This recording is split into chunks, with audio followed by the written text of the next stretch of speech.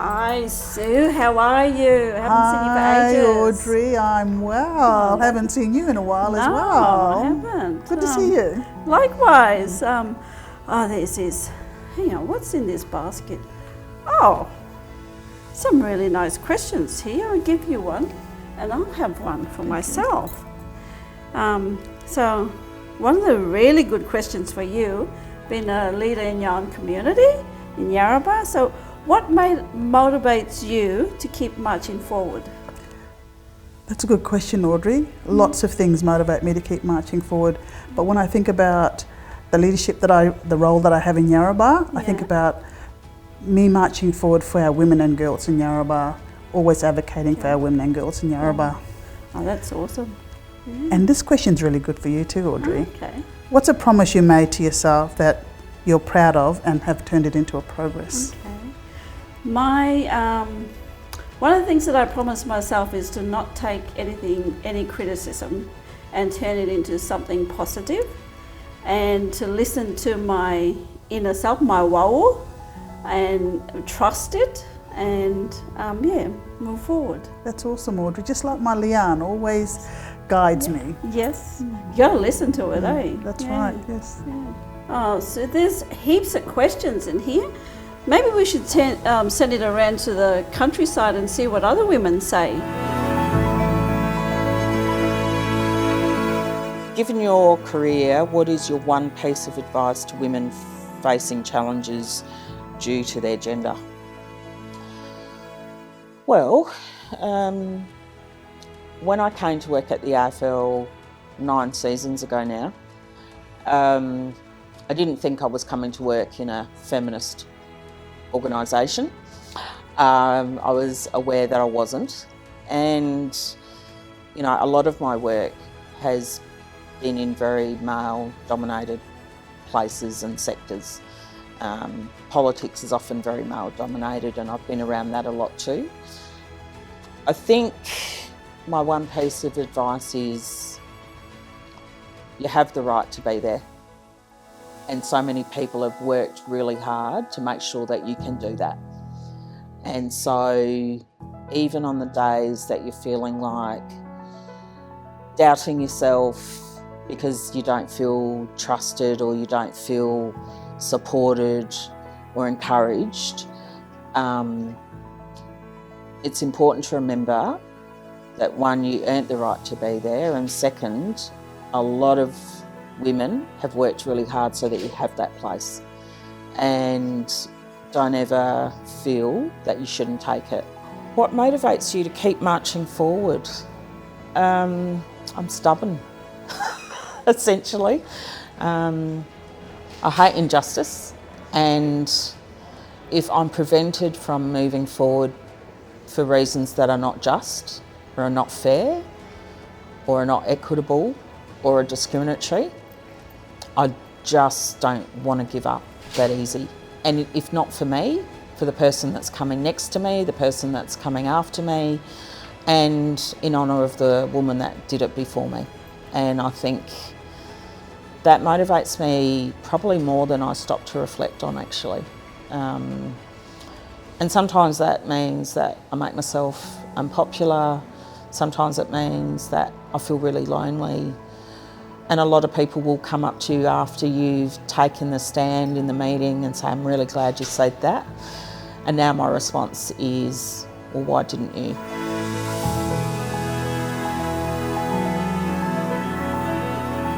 What's the most urgent promise around women we need to fulfil? It's hard really to pick one, so I'm going to go for 2. I think the first is we've got to focus on the causes and address domestic violence. It's an epidemic. So many women are being killed, and we seem not to have a coherent solution that protects women and children, that deals with perpetrators of domestic violence, that even manages the police engagement and the engagement of all services around it. I think that we've been talking about for decades, and it's getting worse, not better. So that would be probably my major issue. But I'd also put in there about promises about women, around women, would be for young women. To be courageous, to be ambitious, to be bold, to make good choices, particularly around the men you hang with. But I think there's something about not disempowering or disconnecting young women. A moment when my voice made a lasting difference. Let's talk about Jarwin and the origins of Jarwin. Around a campfire in Weipa, a really eclectic group of men and women, leaders in all sorts of organisations together, having the conversation about what could we do differently, what could we control, that supported the idea of working with Indigenous communities at this stage in the Cape to achieve their ambition. How could we facilitate, how could we support, how could we change the dynamic away from being reliant on government funding to having a whole different group of people as your support base? And that really was the conversation that led to the creation of Jarwin, called initially Indigenous Enterprise Partnerships. And I was there from Westpac, Colin Carter was there from BCG, Graham Wise was there from the Body Shop. It was a very eclectic group of us, but we all went back into our organisations to go, what can we do? And the Secondee program that began with Westpac and now is corporations all over Australia was my contribution to that change. So sometimes just sensible little ideas create systemic change. That was one of those moments.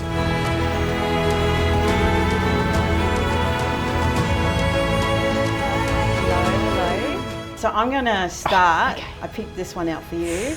Given your career, what is your one piece of advice to women facing challenges due to their gender? Oh, just one word, believe. Awesome. You got to believe in yourself. Yep. If others doubt you, if others put you down, just keep believing in yourself. We all have amazing superpowers and strengths, so just believe that inside. I've got a question for you. Cool. Share a moment when you felt like your voice made a lasting difference. Oh, only one?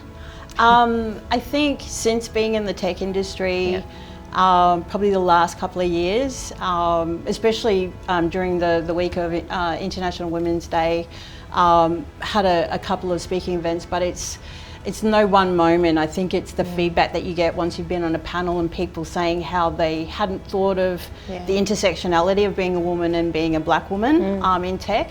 So yeah, no one moment, but it's definitely been since I've been in tech, the feedback that I get that people are learning more about, I guess, Indigenous women in tech. Trying to make people feel like they belong. Yeah. Yeah. Yep. I like that. Cool. What does progress mean to you in the context of women in leadership?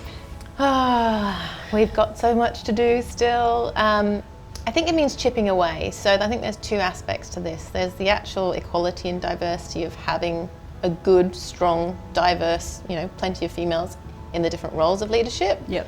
And then the other key thing is allyship. So making sure that we've got male allies as well, who are also supporting, saying, hey, why are there no female candidates here? Or why did we disregard that application?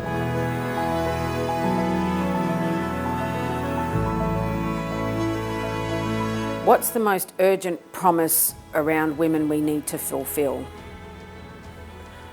This is such an important question because women can fulfil their own promises. We have to make sure that we understand everybody's own agency and everybody's own self-determination and everybody's own, hard work and everybody's dreams and hopes and aspirations. They belong to them. And that's the promise that we must always do. We have our own path and we must make a path for others. Share a moment when you felt your voice made a lasting difference. I was working in child protection for Aboriginal and Torres Strait Islander people. Really, my passion is And my background really is around working on equitable outcomes and support for our families. We didn't have in this state legislation that supported around prevention and early intervention strategies. It was purely around removal of children.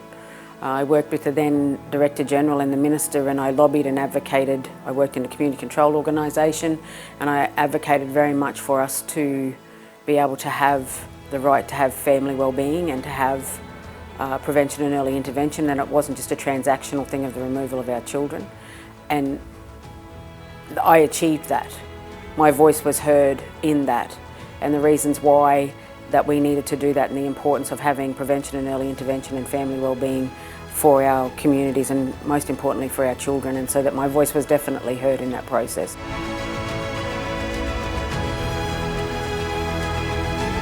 What's a promise you made to yourself that you're proud to have turned into progress? That's a fantastic question, and it reminds me of all of the wonderful women in my life who continue to be mentors, and the wider sisterhood who have helped lift me up. When I think about the fact that I'm sitting here now talking to you as a woman leader, imposter syndrome is real, and so many women in leadership roles don't acknowledge that. So the promise that I made to myself was always to be really authentic, because I know that there are many women and girls that are looking at women leaders and almost seeming like it's unattainable. So my promise to myself is to always be authentic, to acknowledge that imposter syndrome, particularly amongst women, is real, and that I'm here because of the wonderful network of women and men who have lifted me up. So that's the promise that I made to myself. I also wanted to talk about the fact that as a single mum of 2 girls, raising my daughters in Hong Kong, it was something that I never felt comfortable talking about. But now I have a voice, now I have a platform. I promised myself that I owe it to them to actually speak up and talk on behalf of women who are doing things differently and getting to leadership through a different route. What's the most urgent promise around women we need to fulfil? That's a really powerful question, but I think the answer is quite easy. We need to build a future where women feel safe. And part of the way of building a future for women that is safer is around financial literacy. We need to empower women to understand how they can build a safer and more secure future for themselves and for their children. It's a travesty that the fastest growing cohort of homelessness are women over 55 who are left perhaps after divorce. They haven't got a superannuation fund they can turn to. As a society, we ought to do better. One of the ways we can make women feel safer is to ensure that they have the financial tools and the knowledge to start to build a safer and more secure financial future, so that they can be safe in their own homes, and if they need to leave their homes, that they can do so with freedom and financial security. So the most urgent promise around women that we need to fulfil is building a safer society. Given your career, what is your one piece of advice to women facing challenges due to their gender? What a fabulous question for me, perfect in fact. My one piece of advice to women would be to stand tall and proud in who they are. But also, at the same time, I think it's equally important that we as women support and respect the inclusion of all women in our communities. This includes sister girls, trans women, and gender diverse women. Why do we need to include all women in our advocacy? Because there is magic and medicine in the lives of every woman, in every woman's story. And the only way that we can receive the wisdom of those experiences is through uniting and supporting each other and respecting one another and opening our hearts and our minds so that we can receive that wisdom. And so I encourage everyone today to march forward with me with open hearts and open minds.